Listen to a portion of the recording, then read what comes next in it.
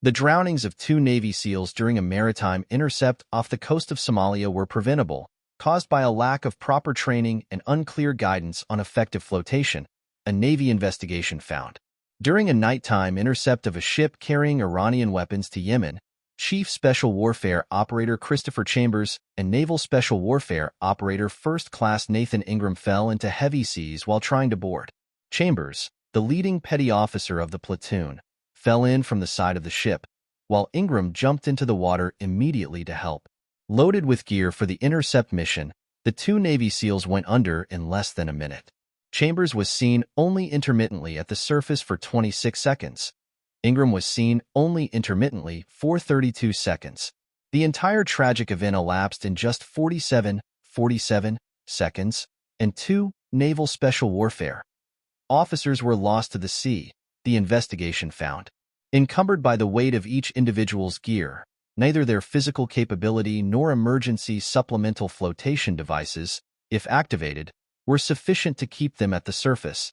The findings by Naval Special Warfare Command mark the conclusion of a months-long investigation to determine how 2 members of one of the most elite and highly trained teams in the U.S. military drowned during a mission for which they had prepared. This incident, marked by systemic issues, was preventable, wrote General Michael Eric Kurilla, the commander of U.S. Central Command, in his review of the investigation. Chambers and Ingram were posthumously promoted. Naval Special Warfare SEAL Team 3 deployed on board the USS Lewis B. Puller in December 2023. The team knew their primary mission would be maritime interceptions. That month, the team had carried out 2 successful boardings of similar ships known as dhows during daylight, the first in calm seas and the second in heavier seas. In early January 2024, the Navy began tracking a slow-moving dhow over a period of several days. SEAL Team 3 began planning an intercept of the vessel on or about January 12. Ultimately, the intercept was moved up one day after a review of the weather and an exercise of the operation. At least one person involved in the operation, whose name is redacted in the investigation report, voiced his concern about moving up the timing of the operation because it felt rushed. In addition, other crew members preferred to do it later to have more time to prepare.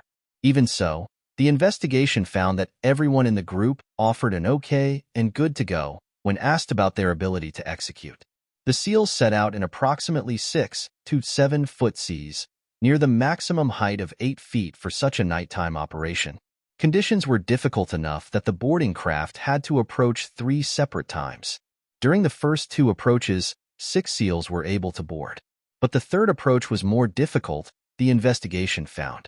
No one was controlling the dhow anymore since the crew had left the wheelhouse, and the vessel was rolling heavily in the weather.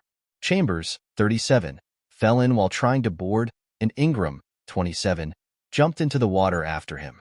The Navy carried out search and rescue efforts for 10 days following the incident, covering a search area of 48,600 square miles, but teams were unable to recover the bodies of the 2 SEALs.